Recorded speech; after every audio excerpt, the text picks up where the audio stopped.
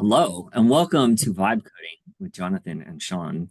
I'm Sean, the Director of Technology Innovation at the University of Oklahoma College of Law. And I'm Jonathan Franklin, Digital Innovation Librarian at the University of Washington. So we wanted to start a brief overview of kind of why is this important to talk about? Well, one of the reasons is you can see from this very recent Harvard Business Review study that about 12% of US workers are currently in occupations where AI is going to automate away a significant portion of their work.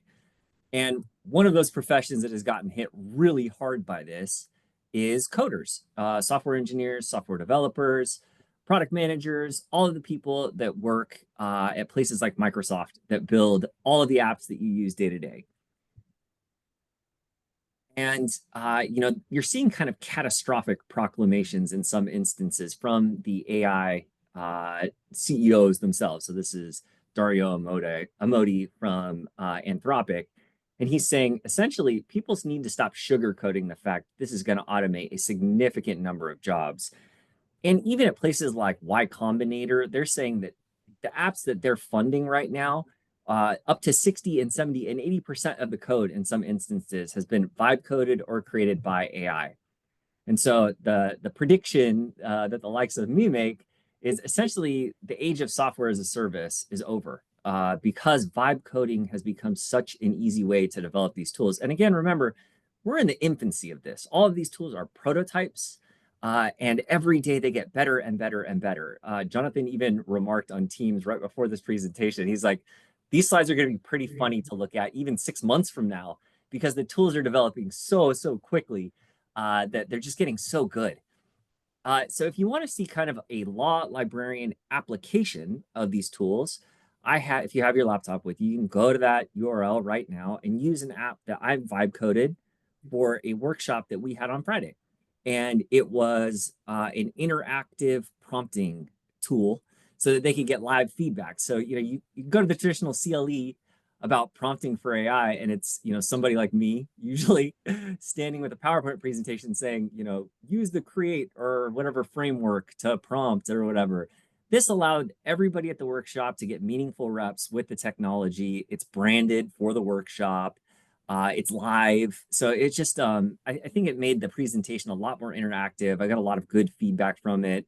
And it was funny because the participants were kind of competitive when they were doing it because it ranks you on a scale of 1 to 10 after you do it.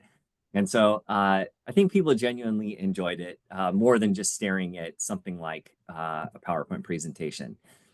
The term vibe coding comes from Andrej Karpathy, who he was the former director of AI at Tesla, founding member of OpenAI, and he had this it's funny, it was in February, but now infamous post where he said, kind of the new coding is something like vibe coding, where you use natural language and you do this kind of very high level of abstraction and you act as sort of a project manager for an AI coder instead of actually getting into the code yourself. And this is really powerful. There's a lot of memes about like this one right here, where vibe coding is really easy, debugging is very difficult. But it's actually really powerful because it provides a simpler, much higher level way to interact with the code. It completely democratizes software development to some degree, and it allows the user to build custom tailored versions of things that just would not be profitable to a wider audience. Famously, somebody was online and they were saying, if you don't like the way that Microsoft Word formats pictures, how you have to monkey with pictures in Microsoft Word documents, you can now code a thing that is your own unique version of Microsoft Word that makes it easier or is tailored to you specifically and your needs, something that just wouldn't be marketable, but for you is worth the time to build. And these are some of the full stack tools that you can use to just build things. So Bolt.new, Replic's been around for quite a while to teach usually college students how to code. And Lovable. Lovable is kind of the Pepsi to Bolt.new's Coke. This is still, a wide open environment. Oh, and UWare just launched recently. It's a Chinese company. And by full stack, what I mean is you talk to the thing, it builds the app, it hosts the app, and it pushes it out to a URL, and people can interact with it. So the one that if you logged into my little prompting workshop, that's all completely contained in Replit. They hold the data, they run the software, and they host it online for you. But there are other tools, and generally software developers are using these types of more sophisticated, more technical tools. These are IDEs. So typically, for years, what software development developers would sit inside of is VS Code in Microsoft Windows. So everybody has that by default on your computer. These are forked versions, so they copy VS Code and they build it kind of agentic from the ground up, so that the AI agent is inside kind of every piece of VS Code and is sitting in like a little sidebar on the side. Now, these have received just massive funding in recent months. So OpenAI acquired Windsurf, which was the one of the two big competitors, right? Windsurf and Cursor. So that's this one and this one, Windsurf, Cursor. OpenAI actually acquired them. That was huge. They spent $3 billion with a B dollars to get a hold of this thing. People were kind of confused why they didn't build their own, but apparently there's some secret sauce going on at Windsurf that makes it worthwhile for them to buy. AnySphere was a company that created Cursor, which was one of the early agentic IDEs, and they've also received just huge funding, 9 billion total right now. And then Jonathan's used another service. I haven't used it as much. Actually, I haven't used it at all. It's called Klein AI, which functions slightly differently, but similarly. And that also is very, very popular. And when you look at the differences between these, they really are kind of Pepsi, Coke, and Sprite. They're all slightly different. They have different features. They do things a little bit different. But in general, the way that you interact with them is fairly similar. And then to take it even more science fiction-y, you have things that are autonomous AI agents. So Claude Code, I've loaded it on my home PC. It's completely command line interface. So looks like you're going into like MS-DOS. And you allow it to take over your computer effectively. OpenAI's Codex is another one where you log in through a portal, you tell it what to build, it builds it behind the scenes kind of until it's done. And so that's a very, very new thing, is to just kind of set something loose and say, hey, go build or go debug, and then I'll come back later when you're done.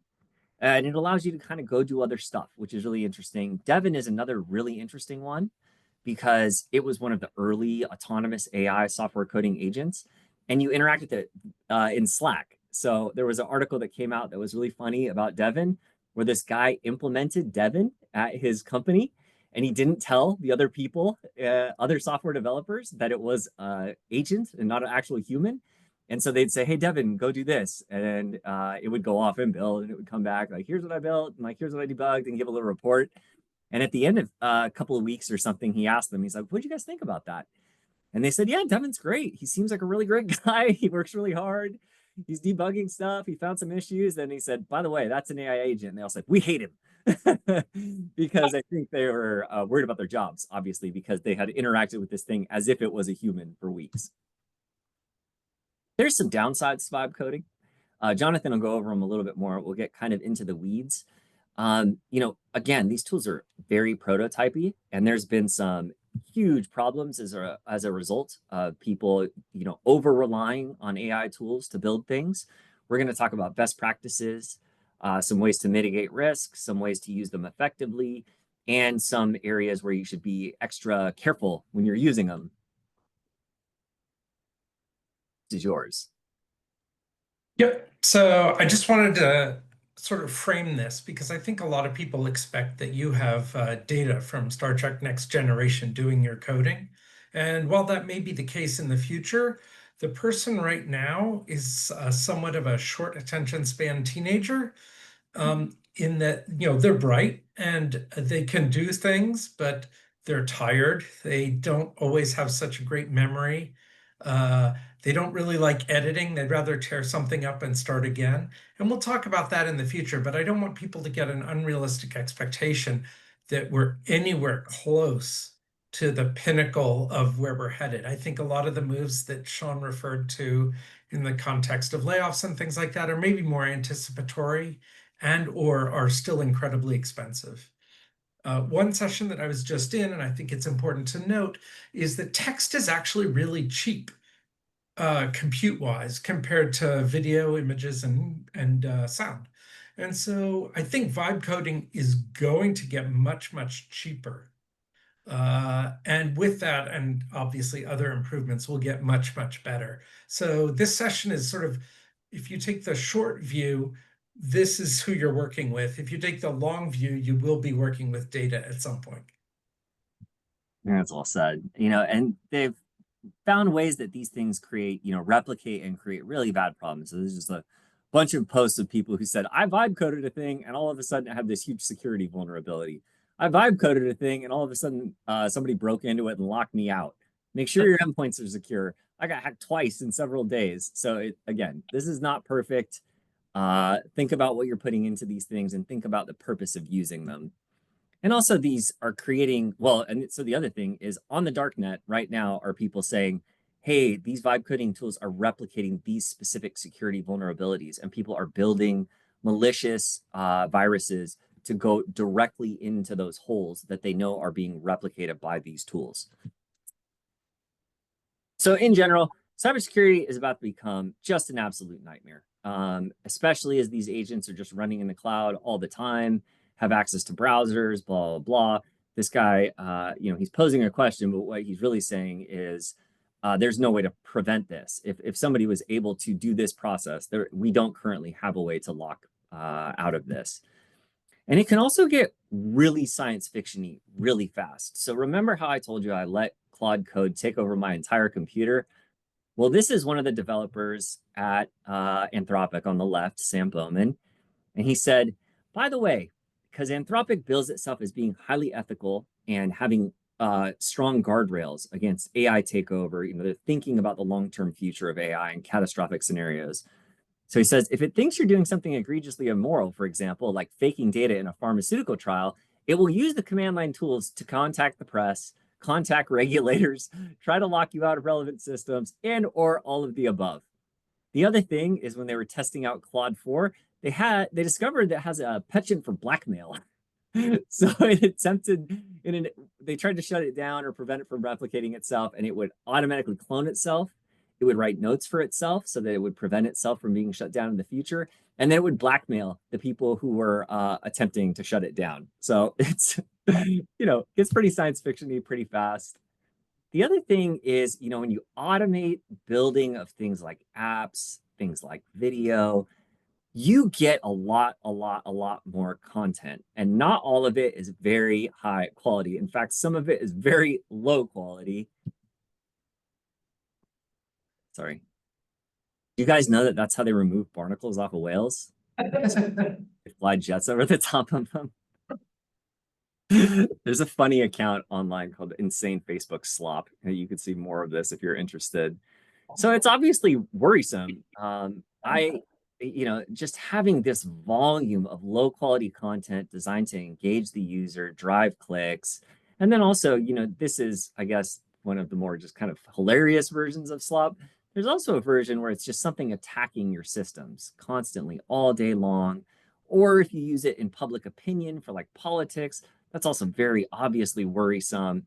And kind of when you dig down to the crux of this debate, a lot of it is the battlefront of the old argument of should we have an anonymity online or some way to verify real human output to some degree. I'm not going to resolve that for you here today, but I'm telling you that's generally where I see it kind of get distilled down to in the arguments. And so the other thing is we're just making a huge amount of data. In fact, more data will be made in the next 3 years than all of preceding human history if trends continue. And that requires a lot of power, that requires a lot of data centers, and it's just a lot to weed through. So I think that one of the touchstones of pop culture that Sean touched on was Minority Report. And I think it was incredibly prescient, and there are whole articles written about how they envisioned that future and how they deployed it. And the other touchstone for me is WALL-E. And I think this ties into vibe coding in a very specific way, and that is it hits at, I would say, one of the weaknesses in humans that social media has been exploiting. And that is, with this slop, the ability to create slop that caters to you and you personally. Now, up till now, TikTok has its algorithm for feeding you content that it thinks you will like. And social media has its methods of feeding you more and more extreme content that it thinks you will like, but also has this byproduct or primary product of driving you in a particular direction, a more extreme direction. I think one of the things about what we're hitting, and I do think it's slop, is that you're going to have curated, customized slop designed for you, whether it has product placement in it or whether it's just to keep you like, a semi-vegetative state, I'll leave to you. But I do think that we really have to be aware of what's coming and how manipulable the human mind is. So if you go back and watch Wall-E, part of it is that people have just sort of become these consumers of content. And I think what's interesting about vibe coding in particular is, yes, you're making something, but also there are these net results, like it's being really nice to you, even when you say something stupid. And it just has a very important psychological effect that I don't think has been felt in the same way. I think maybe for teenagers it has been, but for me personally, this is the first time where I've gotten this sucked into something. I'll leave it Yeah, at it is that. super addicting to vibe code. And then so like that post there where that's a post from social media saying, hey, I've made this way to automate essentially TikTok videos and endlessly. This person could make 100 TikTok videos that are videos all day long. And, they're attempting to gain money by driving, making stuff that gets them a lot of traffic so they get paid by TikTok. I see probably 5 to 10 of those a day across all of because I follow a lot of AI related stuff of these people saying, hey, get rich quick by creating these little, automating TikTok and YouTube videos for people. So this creates a great entrance for a case study that Jonathan did. I will let you take over. Just tell me when you want me to change a slide. Excellent. Okay. Yeah. So we're going to talk right now about a project that I started. But before that, I mean, there's a lot of reasons why I'm not going to sugarcoat anything. Partly because I want you to hear the truth from my perspective, and from other people, they will definitely feel differently. I feel like the iron triangle that many of you heard about, vibe coding can get you a simple script very, very quickly. And in most cases, it will work. And if you want to put it up on a website, that's wonderful. So for something like that, it's great. In many cases, it is low cost to do those one-off projects. It can be high quality. I think the issue with quality right now is how much does it matter? A lot of the things that are being vibe coded are like wing it kind of things that you would never do, but you think about it and you wonder, how could I do this? So you ask the machine to do it, and then you get an interesting product. I mean, it terrifies me to think that people are vibe coding the back end of Social Security system, but I'm going to leave that at that. In terms of tools, it is expensive to use these things. Now, it's not expensive if your company is paying for it or your university, but I think Sean and I have both experienced the fact that you're often limited in your usage of high quality tools. Even if you have a monthly subscription, you may run out of credits in the month and it won't top up until the next month. If this sounds like a phone plan, you're absolutely right. You're gonna get the freebie, and then you're gonna go and be really, it will keep asking you for money. So while I think Klein is excellent, and I'll get into a little bit more about what differentiates Klein from the others, what happens is you are buying credits from a company, and it just asks you for another $20 worth for credits. And I just was like, oh, I'm almost done, and it just cut me 99%. off. um, Basically, so I mean, it was just, and some other ones are cheaper, but they're generally less good, and we'll talk about that more. But I think you have to acknowledge the cost of this, and that you get what you pay for. And being an academic, and nobody's paying me to write software other than my salary, so nobody's handed me a credit card and said, go pay. big AI to make your code better. So we'll leave it at that and go on to the next one. Okay. So with that setting, I knew that I wasn't going to get paid to use high-end products, but I wanted to learn to vibe code. And so this was supported by my institution in terms of time spent. And also, I felt it was important because it is part of kind of the environment in which we're living. So I don't think that vibe coding is a narrow topic. I think vibe is something that we're seeing that's pervasive. People have been talking over the last couple of months and maybe even a year about vibe lawyering. Like you just kind of like listen to the case and you kind of think, oh, this feels pretty good. I think I should take this client, as opposed to the Moneyball approach where you're running analytics on the return and a bunch of other stuff.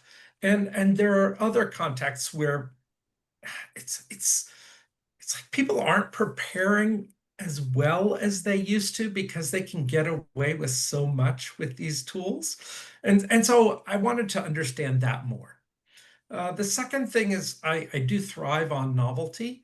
And so I wanted to try to use different platforms and see how they interacted with the same code base. Like, is one better? Are they really different? Do they all feel the same? Stuff like that. And finally, I had to get my hands dirty because if we're going to be teaching students how to vibe code in the fall, and I have no idea how amazing the tools are going to be in the fall, because they're better than right now, right? But you have to walk the walk. So that was why I approached this project this way. Secondly, I had a vision.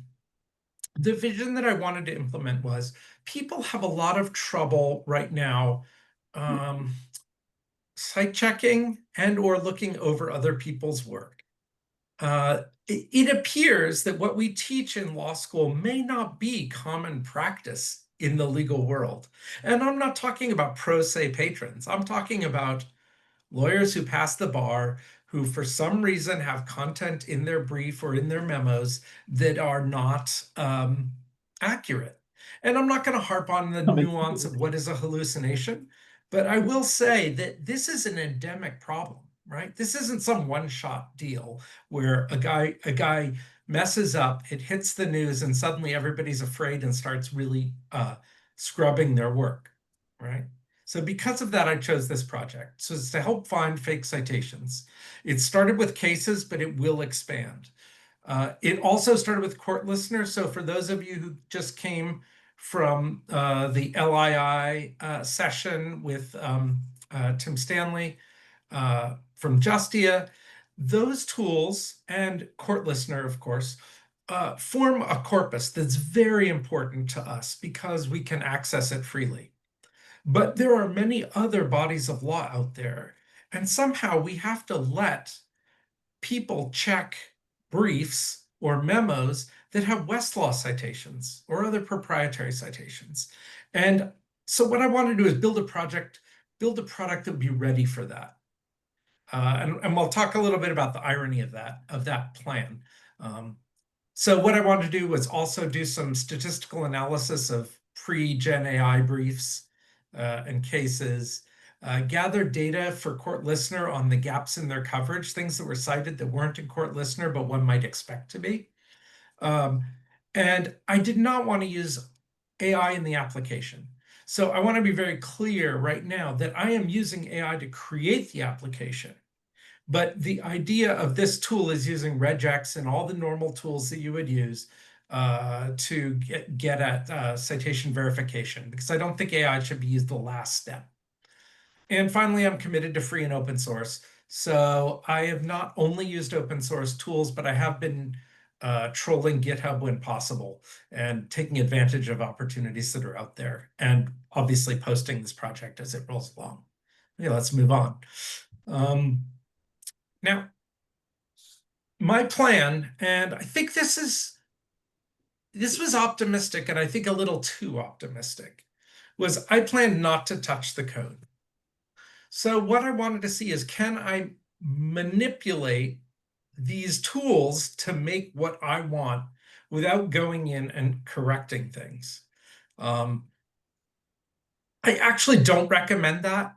It was an interesting experiment, but at the end of the experiment, I will be going in and actually fixing the problems that are so obvious, but I couldn't quite get the sleepy teenager to fix. Okay. My goal was to finish for this session, and I largely did. Um, but that's incidental. And finally, I really wanted to avoid scope creep. I found through this project that vibe coding makes you think like, oh, I'll just chuck in this other thing.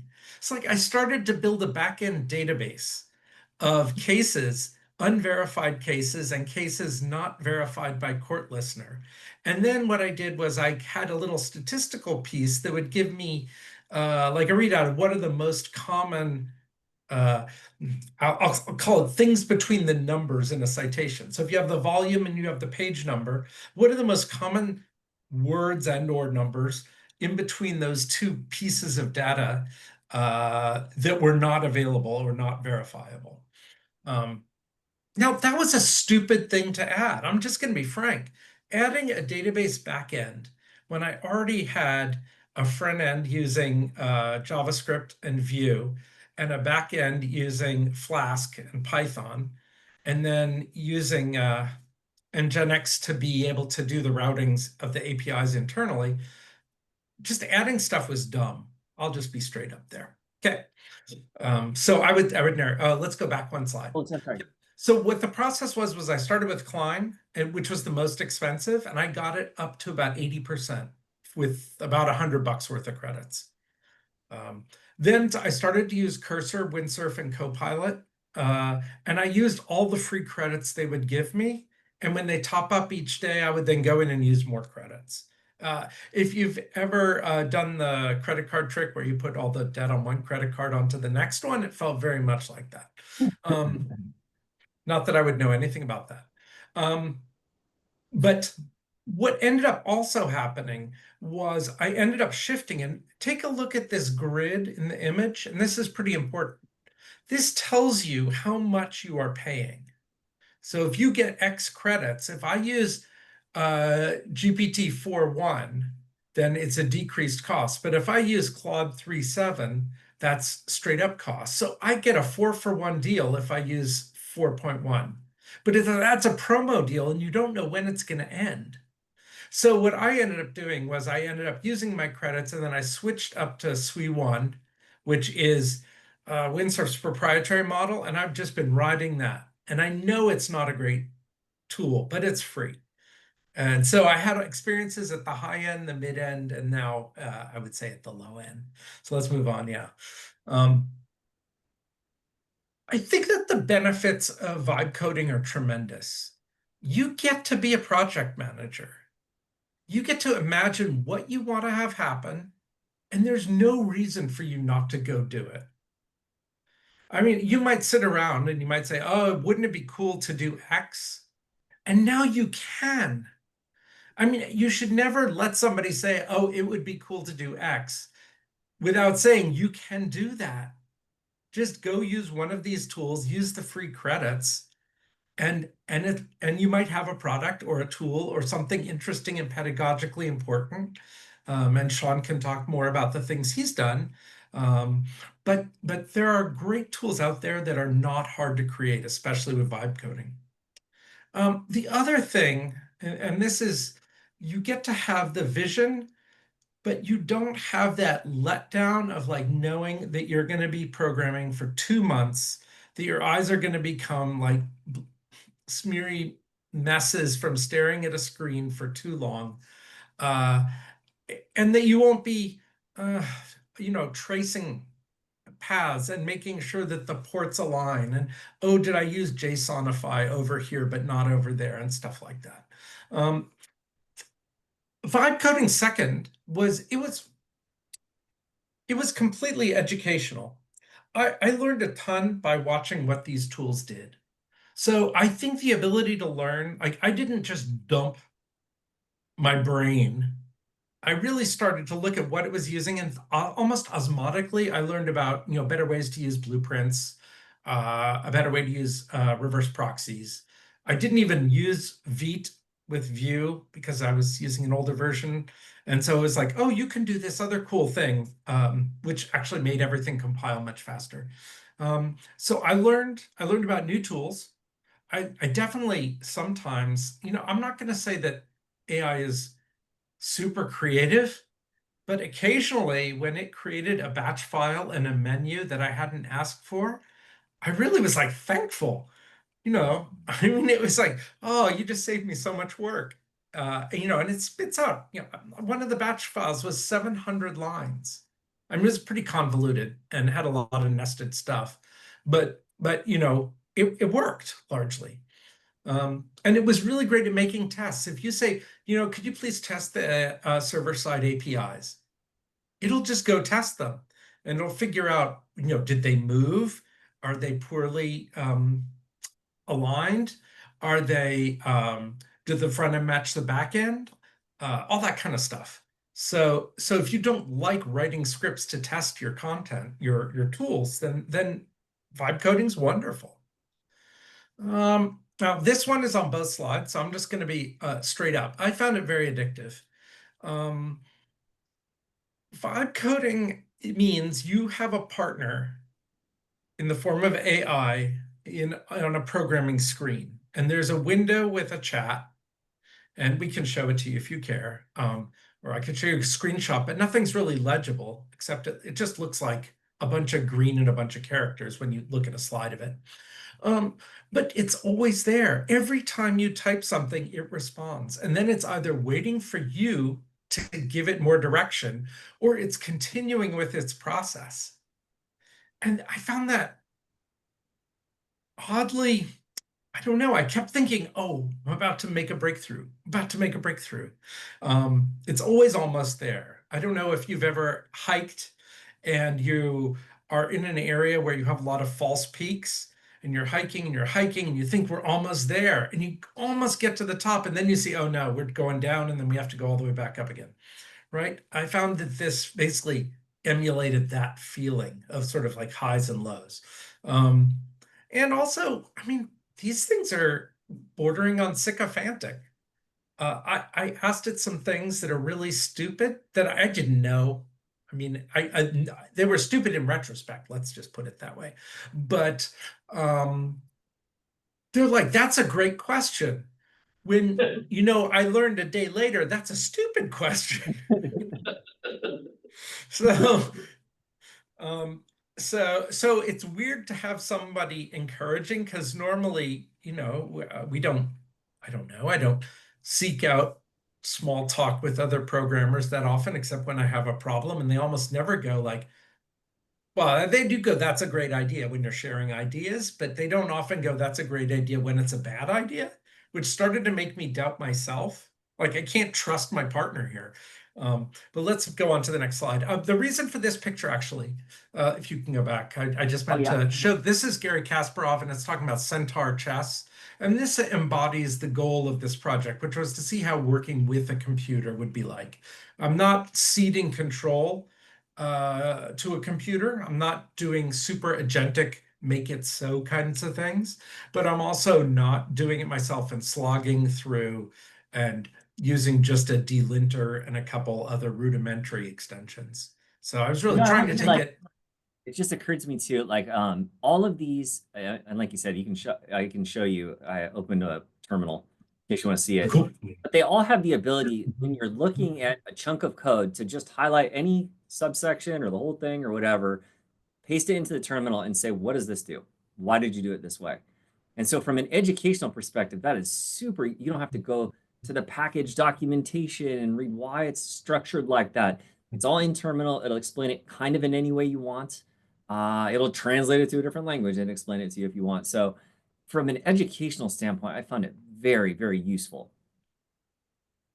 And if you've ever coded and you have not really commented your code very well, which of course happens to none of us, it will comment your code and write documentation and update it for you. So you can actually remember 3 weeks later what that little section was intended to do, which is quite handy. Yeah, let's go to the next one. So I want to talk about some drawbacks as well. Um, I was really quite frustrated with this project, and so I don't want to be super rosy about vibe coding in May of 2025. Um, I could not get it to stop using certain Unix conventions, Linux-based things, even though I happen to be working on a Windows system. I tried to put it into memory. It would still, just these bad habits would continue. It couldn't tell when it was in PowerShell versus command line. Sometimes about a couple weeks after I stopped using Docker for a different project, it still kept trying to start Docker and use something from that. Um, it's just the context window is too small. And when I tried to put things in memory, for example, like what port does what, it would pull up an old port and say, oh, and now I'm going to attach this to that other thing. And you're like, you just want to scream at the screen. You just go, stop. And I did get angry. I mean, there's been more cursing at home recently than I mean, I hate debugging, but it's harder to watch someone else debug wrong The same when thing you made over and them. over again sometimes. And you're just like, Yeah. stop. No, and that's totally true. And it always makes the same mistakes, right? I mean, I think it doesn't, that does not learn is I think with the next generation, I'm sure things will be better. But this time, you could tell it over and over, you're stuck. Every time you do this command or use this syntax, that's the old style. Okay? So don't do that anymore. This is the new version. Things like that. It's not great for time-sensitive projects, such as trying to get a presentation ready for CALI. I, I really pushed it, and I've spent extra time on this to try to manipulate it into doing what I wanted. But it really can take a long time. So I don't think this is necessarily very much like Sean's cartoon of vibe coding and vibe debugging. You know, these things are not good at debugging their own code. If you create a script or a batch file and then you say change something, they're often going to go create a whole new batch file and leave the old one behind. And I get that Seemingly no on knowledge level. that was there. Like it just Yeah. like complete unawareness for some reason. And we talked about this, and the joke is it's easier to tear down a house and build a whole new one than it is to remodel or uh, an old house. And I get it, but at the same time, this project is so littered with test files, run files, um, logs. It would keep logging using different words in the log directory. And so there's just this profusion of different almost indecipherably similar yet differently named logs. So I would just say don't use this necessarily to save time at the moment, unless you're willing to commit a lot of time to debugging Or yourself you and don't know not. how to code. I mean, I guess that's the other thing is if you're not somebody who is fluent in a programming language, and then this is kind of what you have to do if you're going to build these things, but don't expect it to be easy. Yeah, that or don't be ambitious. And I know it's hard to know what is ambitious and what isn't. Um, I thought a larger project would be more approachable than it was. I think a smaller project where you can sort of envision it and it doesn't involve necessarily a lot of interconnectedness with different parts of the tool, uh, you'd probably do better. So yeah, I found it very hard for it to redirect its efforts to work on what I wanted it to work on. It would just sort of keep iterating on something, and it was hard to get it off it. And I think the addictiveness is also a bad thing. Why do I get up before work to go vibe code? you know, I, the sun's up, but it's 6 a.m. Why am I doing this? And I think you have to think about that if you're spending too much time doing this. Um, just beware. It has the same addictive qualities as some other computer-related activities, whether it's gaming or whatever. So that just some caveats. There's I plenty wanted of to time. talk. Tina Pardon? Harrington threatened to throw my computer out the window because I just would not go to Yeah, bed. yeah. Yeah, I think that other people have noticed that around this household too. Um, yeah, you become a night owl, maybe reverting to your college days when you had a paper due the next day, but this is an indefinite paper, right? It's a self-driven. Uh, Another thing that I wanted to mention, we talked about Windsurf and Cursor, and those are closed source. So I am going to be using more of the 6 tools on the screen now, and those are all open source tools. I'm waiting really for the price of tokens to drop to make it economically effective, because right now I can use SWE1 for free, but these guys are all going to charge me for the use of the large language model, even if the tool that I'm using is open source. So remember, it's always a combo. You're always using an IDE and an LLM to make this thing work. And even if the IDE is open source, you're still going to be paying for the large language model unless you can get a fantastic Mac and run something awesome on it. Okay, let's go to the next one. Not that much left. Okay. So this was at the endpoint. I was working and I was surprised, but I ended up with using my $1 a month educational Claude 4 subscription, which does not include an API, to start asking it questions on the side. So one of the surprises I had was that I was sort of like multitasking while it was tasking. Um, and I was surprised by that. I was overwhelmed by the number of tools, and I found it exhausting to switch between tools. Like you're going from Claude and a chat-based interface back to Windsurf and its API kind of codey more interface. And they disagreed with each other, and I found it hard to sit there and reconcile, but they each messed up each other's code. So it's not like these things are brain surgeons. Um, uh, and I'll talk a little bit about this, but I don't do AI images and sound. But is it moral for me to waste a month of energy and water to do this project? I decided it was, but I think that you just have to think about that at least a little bit. You'll see on this page, by the way, it says what's working great and a single syntax error. So I can't really ask for a show of hands, but how awesome do you think my tool was? And how right do you think Claude 4 was? I feel like I know exactly. Yeah, we're going to the next slide now.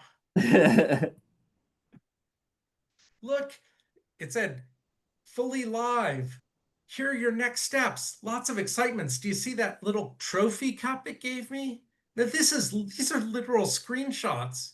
It's basically gamifying and somewhat infantilizing me. In the process. So if you look at the bottom slide, it's a little bit small, but it says final achievements. Okay. And then why don't we go to the next slide? Wah, wah.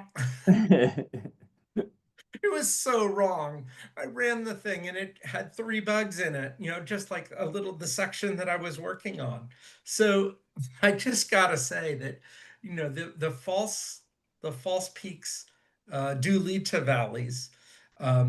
It got confused with ports. I don't think we need to talk about dependencies and stuff like that. It looked back on old config files. It looked back on old folders.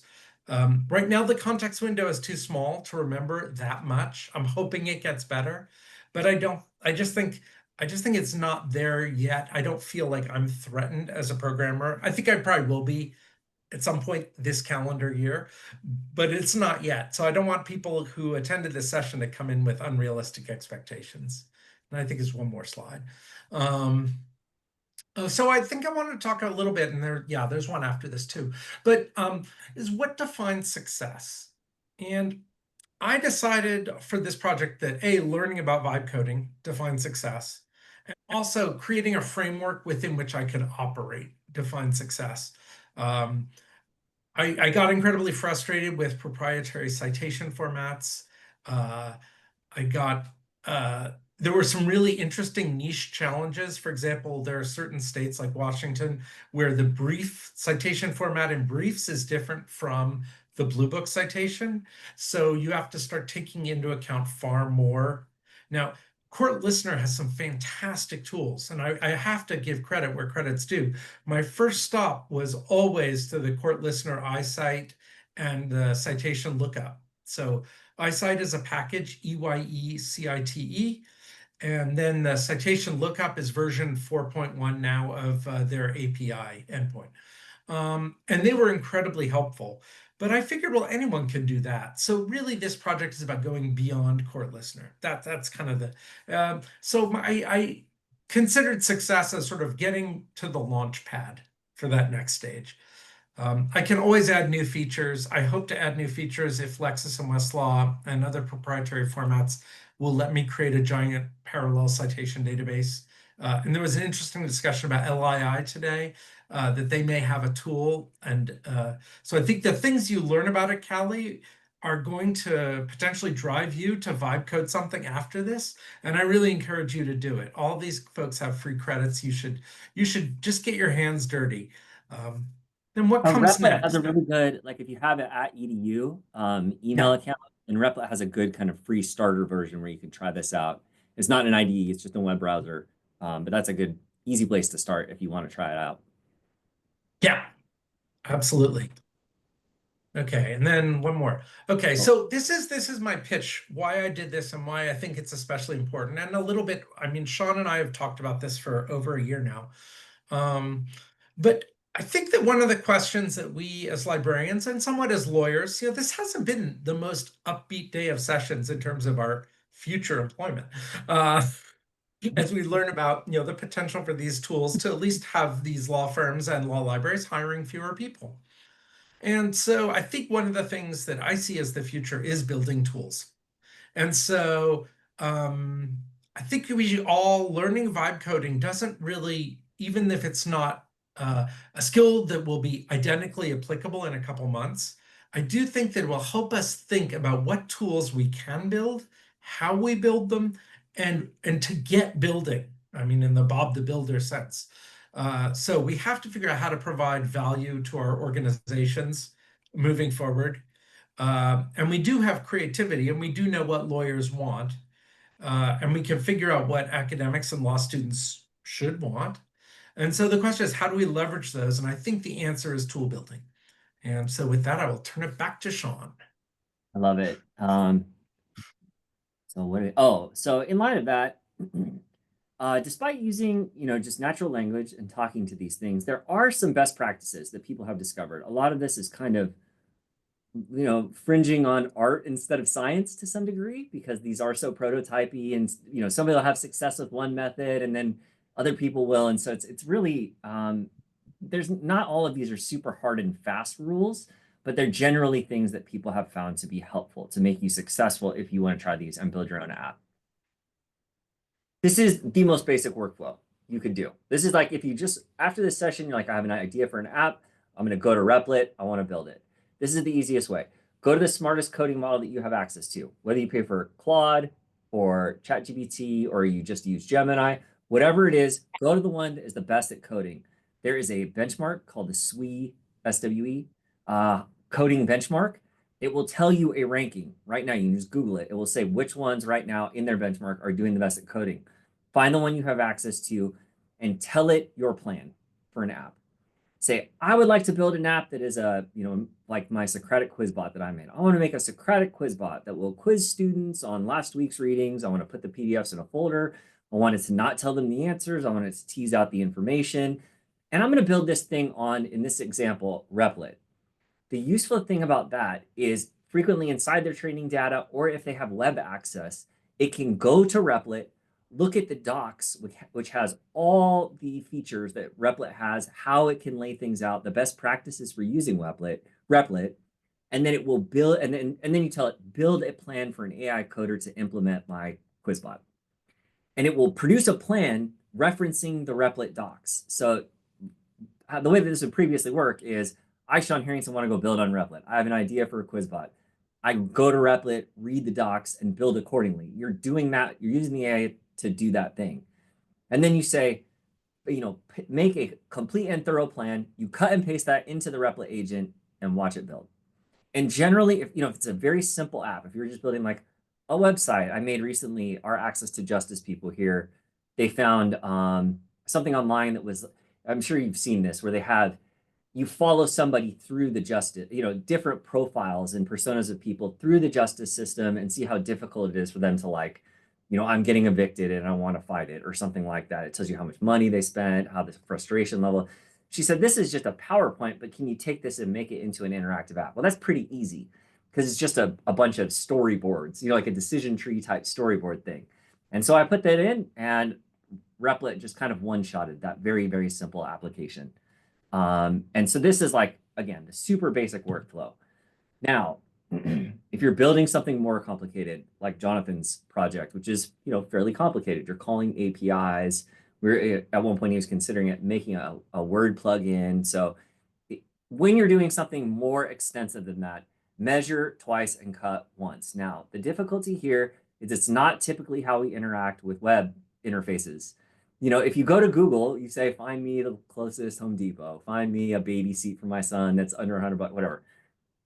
This, you burn a ton of ink and research on the front end. You say, what is the best way to build this, especially if you're not fluent in a programming language? I'm going to host this thing on Replit. What's the best way to build it? How does Replit usually build things? When I'm thinking about the user experience, what's the best front end type thing that they would use? Why would I use that versus this? And you spend a lot of time building that initial prompt that you're asking the thing to do. I already mentioned specify the platform and ask it to reference the docs. The other really useful thing is almost all of these plug into GitHub now. By these, I mean OpenAI's ChatGPT, Claude, and Google Gemini. You can point them directly at a GitHub repository of something similar. So go find that thing and say, I want something that's like this, but I want it to have X, and have it build it. That's great. These things are really, really useful if you give them examples. The other thing you can do is take a little bit of time to learn the platform. So all of these, again, Wild West, 46 different ways you could do this. Go spend 30 to 60 minutes and watch a YouTube tutorial on building things in Replit. Find one that's very recent because the current cycle for these things is like 3 to 6 months, right? So you want one that's last week, this month, and watch that video because you'll just learn so much about that specific platform or using Cursor. Cursor, they are in an arms race to launch new features every single day.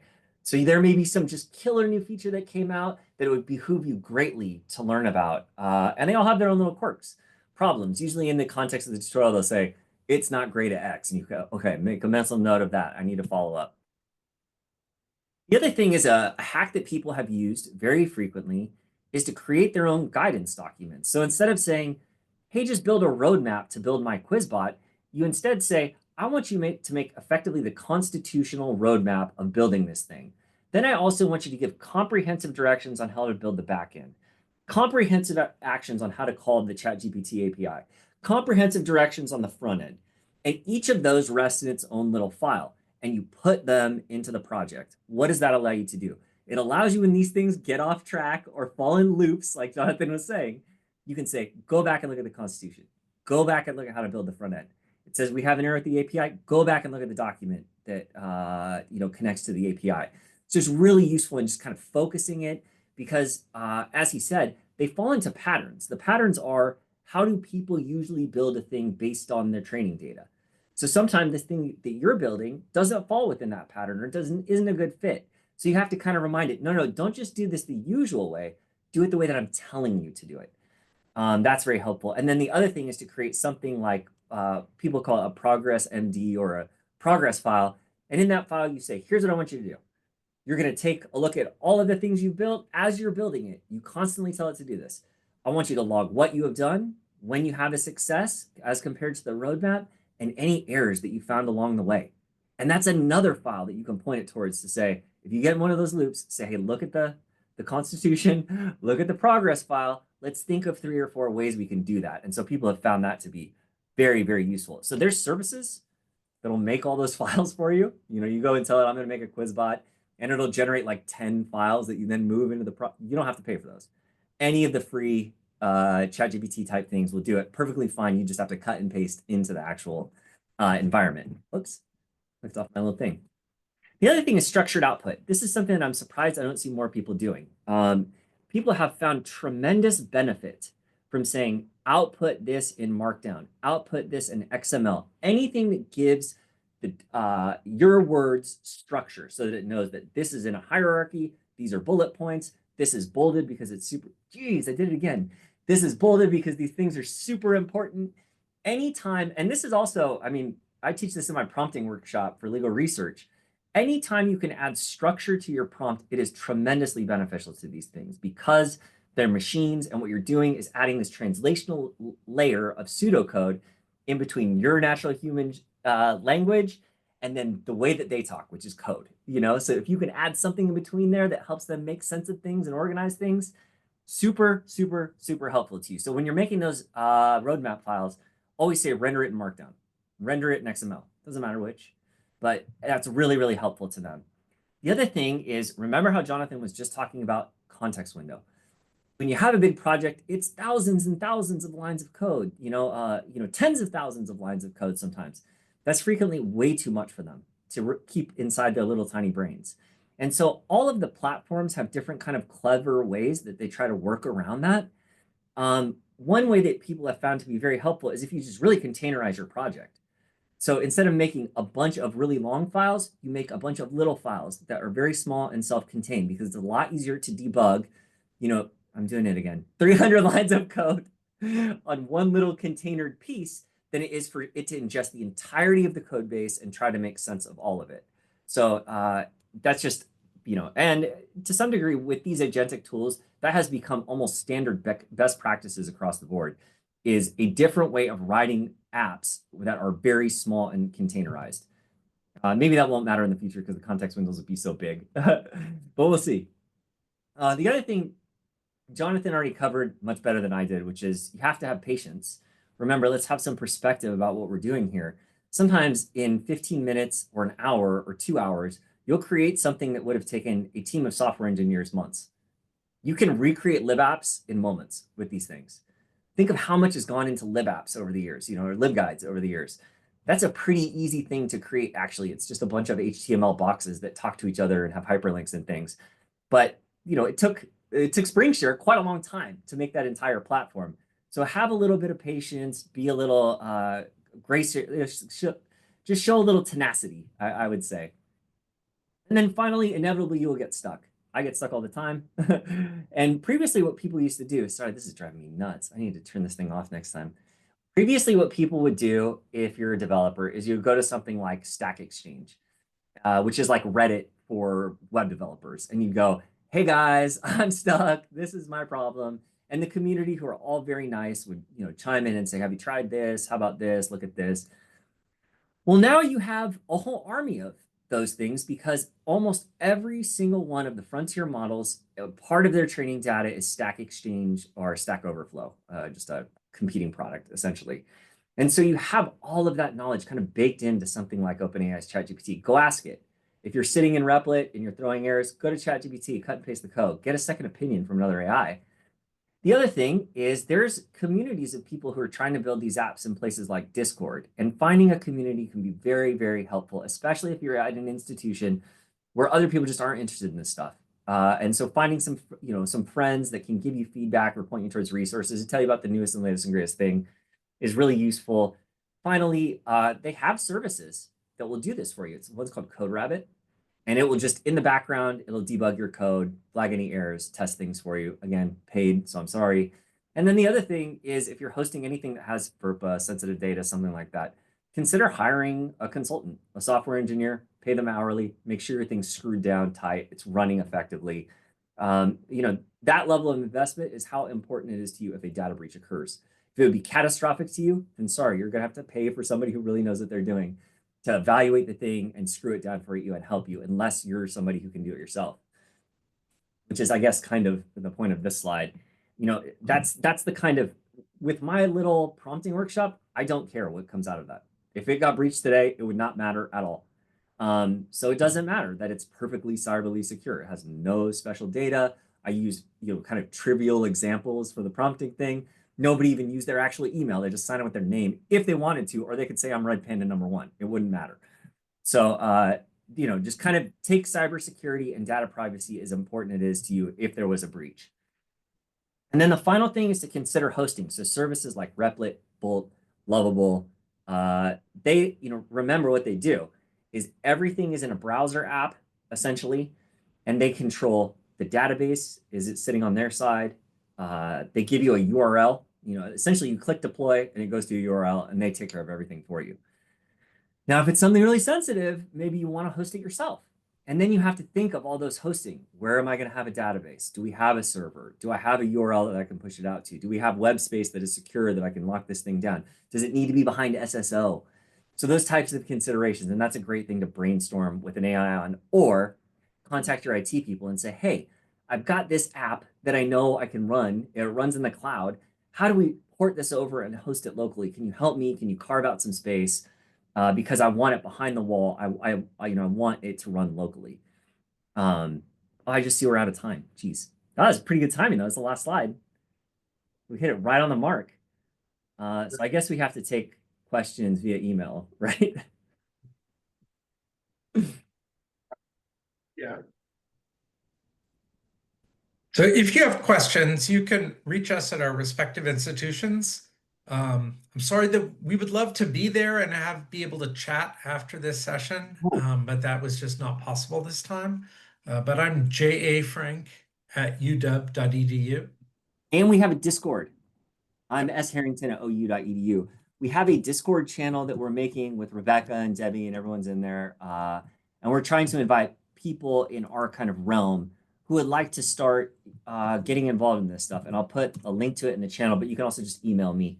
And I'm happy to invite you. And then we can all together develop and troubleshoot. We're trying to create the type of community online that could help each other build these types of things and give feedback. Discord. Yeah. All right. Cool. Thank you. Thank you all so much for attending. Yes, thank you, friends. We appreciate you. Hope you have a wonderful rest of your CALI. Yeah, sad I can't be there. I love Atlanta. Anyone in the room, because you probably didn't catch that one link in the Discord. I created it's bit.ly/CaliCon vibes. Awesome. Hey, see, I'm so glad you came to our presentation. Thank you. Even though she's heard this probably a million times from me. Yeah. Link in the agenda. That was great. Awesome. Thank you. Thank you. Bye. Thanks. Bye now.